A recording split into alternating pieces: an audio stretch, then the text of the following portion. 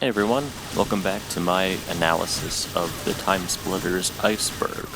We're moving on to the next two sections now, going further into the depths of it.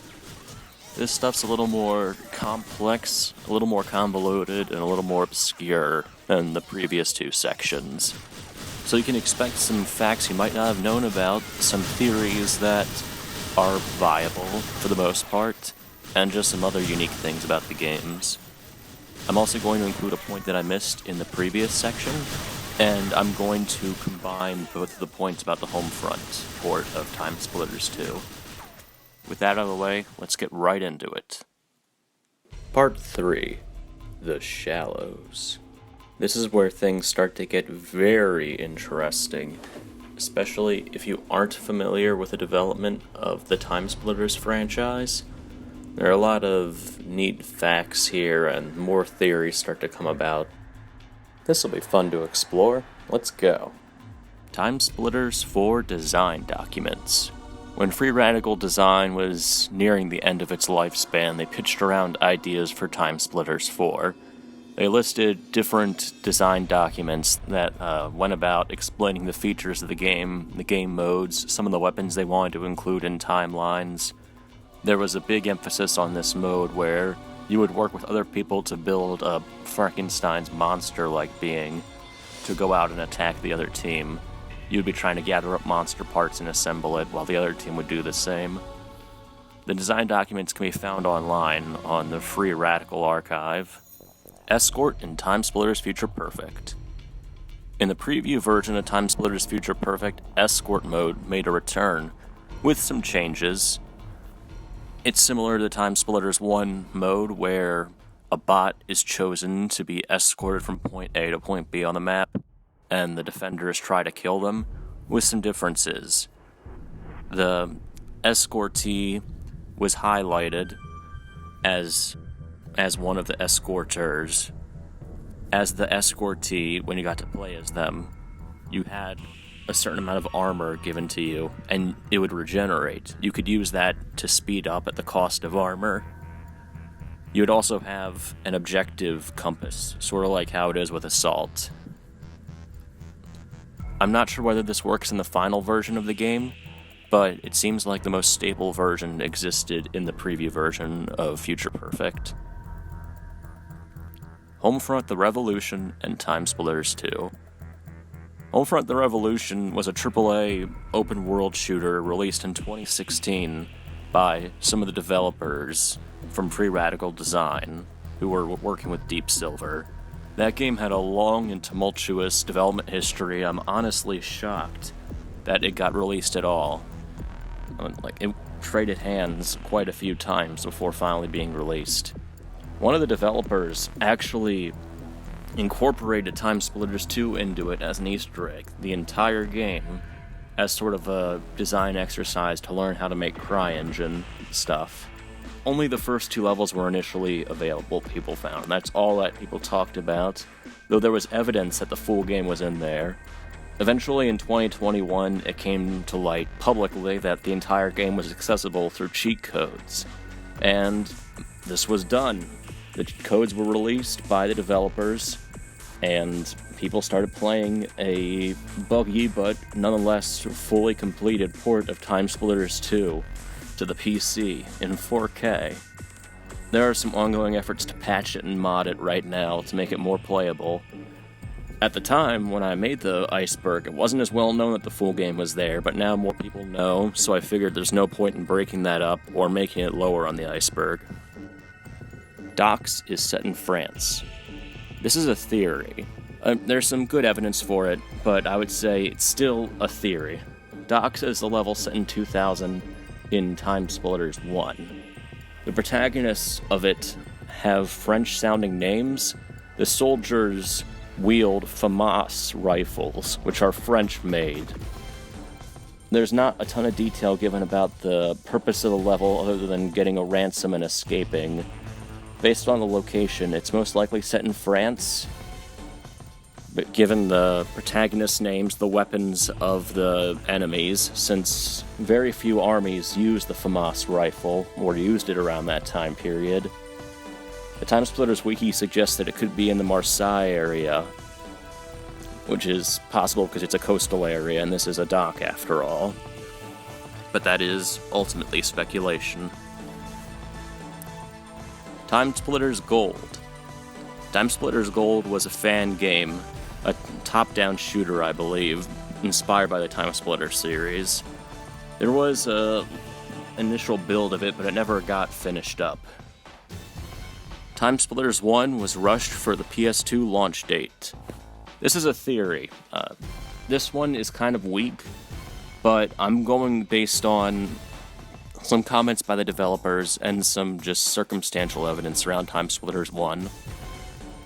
Free Radical has mentioned that TimeSplitters 2 was sort of the game they wanted to make with TimeSplitters 1, and that TimeSplitters 2 really expanded on its concepts. TimeSplitters 1 also has some shaky mechanics. The loading times are really long. Enemies never reload, so some enemies like zombies will just rapid fire like single or double shot weapons in a ridiculous way. There's also a general issue with the way some weapons are handled by bots. Like, they will rapid fire the pistol as if it's fully automatic and deal an insane amount of damage. It seems like some Q&A testing could have spotted that, but they probably had to get it out in time for the PS2's launch date. That's just my theory, though. It's possible that they genuinely missed this when testing it, and that maybe the comments about TimeSplitters 2 being what they wanted made referred to them having a bigger budget or more support with the sequel. That's just my theory. The Desert Eagle. Desert Eagle is a dummy weapon in TimeSplitters 2. You can access it through Action Replay or with modding. I did a video on it a while back. Normally, it has weird stats and doesn't deal any damage. The game calls it default gun in its files. You can mod it to deal damage and to have proper stats, like any other weapon. It can also be dual-wielded, and interestingly, it shares its main texture with the Platinum Trophy of TimeSplitters 2. X-Ray Skel. X-Ray Skel is also something I covered in my TimeSplitters 2 detailed look videos. He's this low-detail skeleton character that is loaded into Atom Smasher by default, even though he never shows up, and he cannot be ever seen at any point without cheats or without modding. He has Harry Tipper's voice. He basically works like a typical 3-star bot. Pretty good stats, nothing amazing.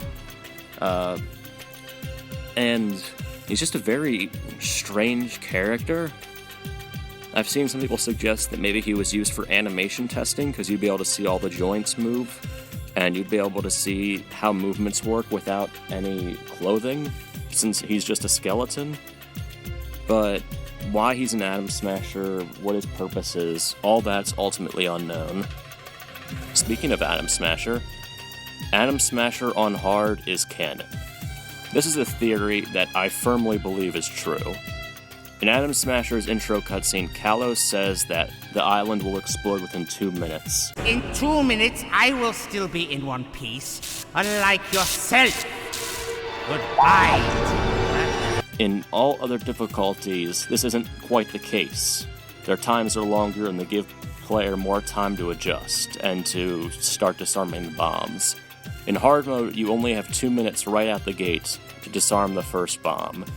This lines up with what Kalos says, so therefore the toughest version of Atom Smasher has to be the one that takes place within the game's timeline.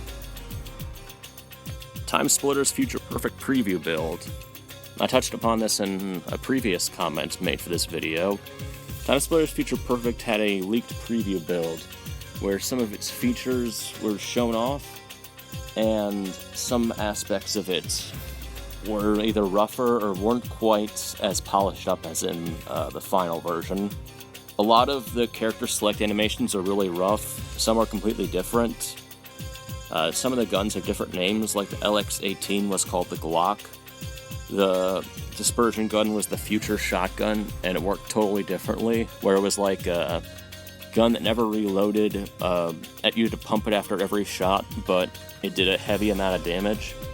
It also had Escort mode in it, in addition to some other things, other oddities that will be covered later on. The story mode, Golems, and Sentrybot. In TimeSplitters 2, there are special versions of the Wood Golem, Stone Golem, and Sentrybot that can only be found in story mode. In these versions, they have different stats in arcade, and they behave differently in story mode. The Stone Golem story mode version is immune to everything but explosive damage. The Wood Golem has insane amount of bullet resistance, and you can still kill him with bullets, it just takes a ton of damage from them. He's very vulnerable to fire, and he's damaged normally by explosives. The story mode Sentrybot has a unique death animation, and doesn't get knocked back as much when hit, they just sort of flinch. All of them are also bigger than their normal counterparts. They can be added with action replay codes or with modding. They're pretty interesting.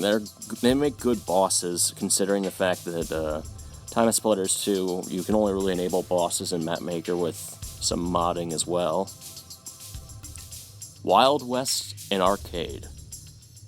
Like Siberia, Wild West has its own arcade level version, where there's this big arena in the final area of the mission, where the waterfall is and the mine and all that stuff, where you face off against the Colonel and his men. There's no challenge that makes use of this, no arcade league match that involves it, so the only way to access it is through modding, and even then, you have to jump through some hoops to get it to work. Trying to enable it the same way as Siberia will make it show up in the menu, but it'll appear locked. You have to change some extra lines of code in order to make sure that it is fully made available. You can also just flat out walk back to the beginning of the level. They didn't close off the exit and entrance to the mine. Outside of that, and bots occasionally falling into the death pit, it plays pretty well.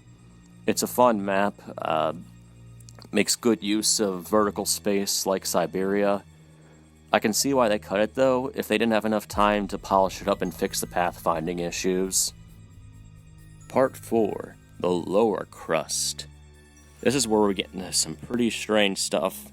You might have noticed this offhandedly when playing through the games, or reading about them, but some of it is kind of mysterious. Whether it's a fact or a theory, it's going to make you wonder about different aspects of the game's development and the future of the series. I'm looking forward to digging into this stuff, so let's get right into it. Hidden Bananas. TimeSplitters Feature Perfect has this level, Breaking and Entering, where enemies will aim at specific spots when rappelling in, and they will shoot them. This is done for cutscene purposes and to make their fights look more cinematic. If you put in a certain action replay code, you can see that there are actually bananas that they're shooting at. Don't know why that's the case. They're completely invisible otherwise, but they're present, and I suppose that they're put there by the developers to be easy reference points for where the security enemies will be targeting. TimeSplitters 1 enemies never reload. I mentioned this when discussing TimeSplitters 1 being rushed, but you might not notice this initially when playing the game.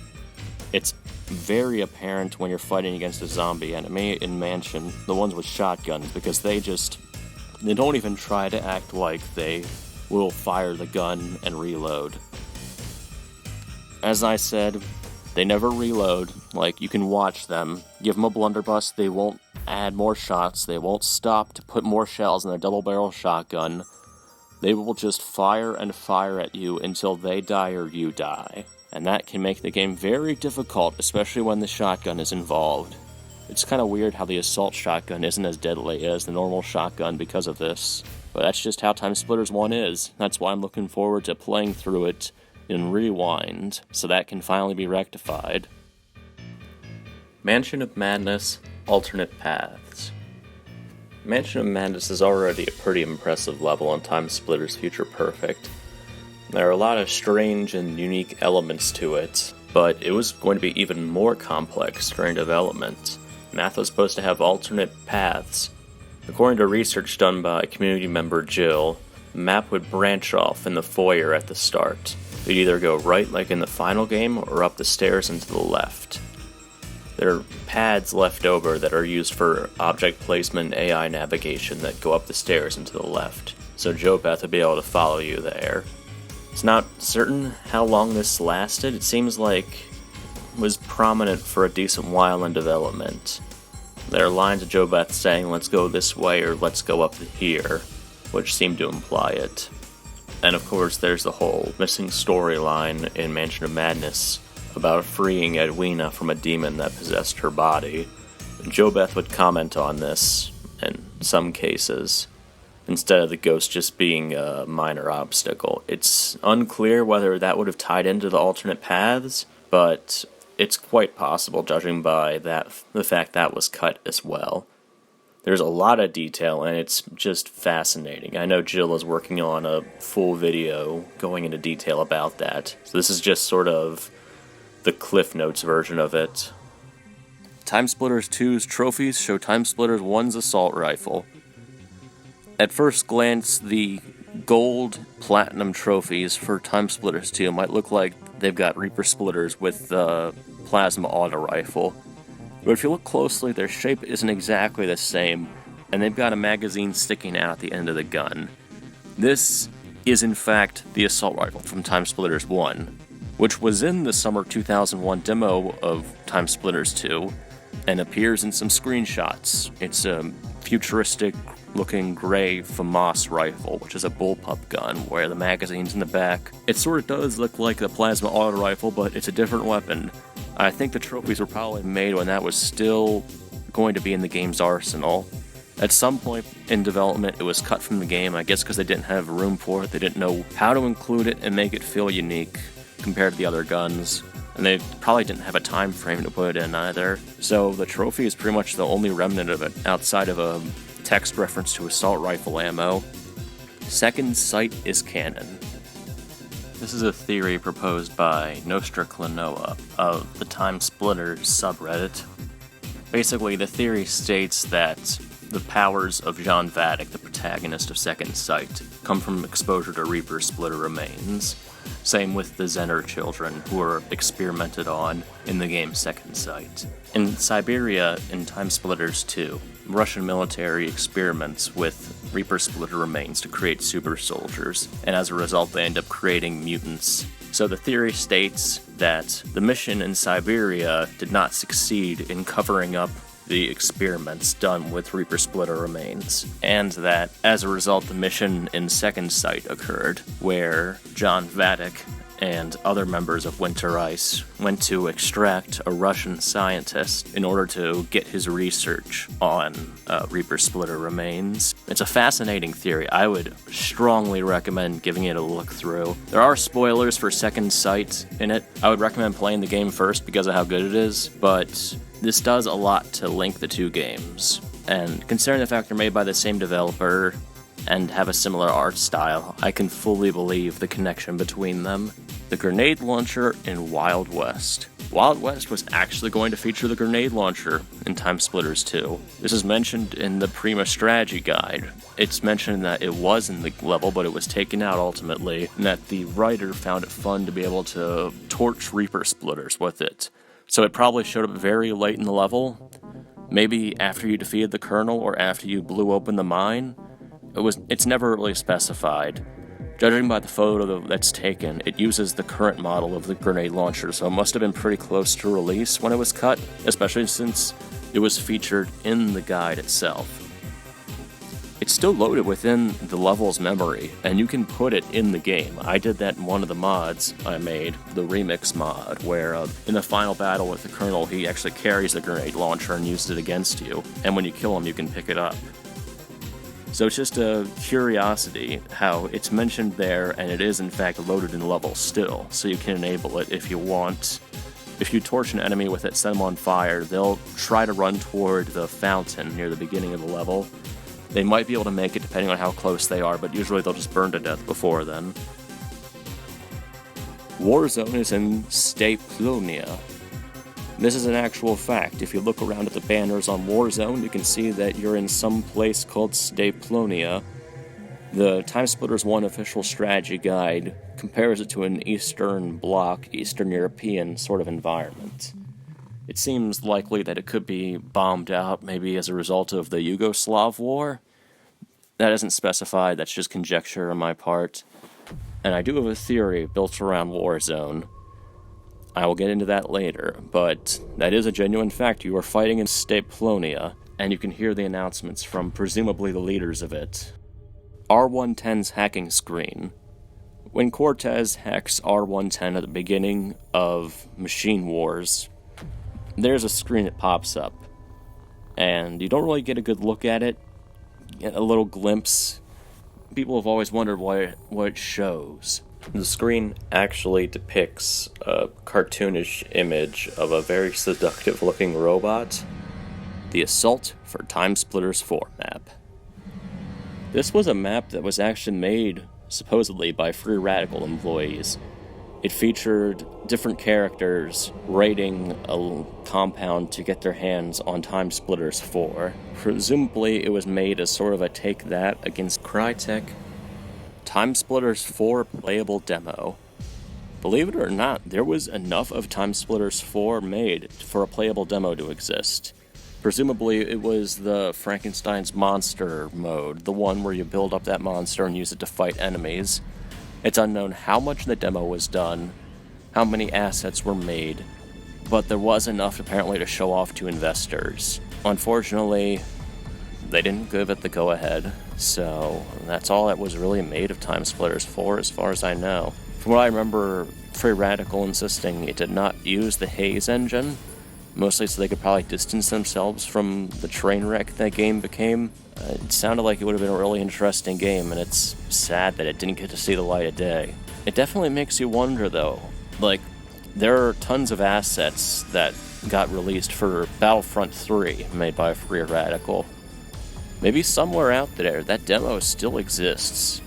That early version of TimeSplitters 4 that was made to show to investors, so they would hopefully give the project the money it needed to succeed. Maybe someday we'll see it. I know that they're working on a new TimeSplitters game now.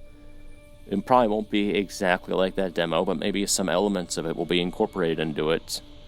I hope some of their concepts come to light, though. I think that they had some really cool ideas about how to incorporate things like elements and unique game modes and really out there time periods into the franchise.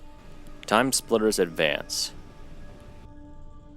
TimeSplitters Advance was meant to be a game for the Game Boy Advance by Free Radical. Never got released. They described a bit of it on their website, but no ROM has ever been dumped for it.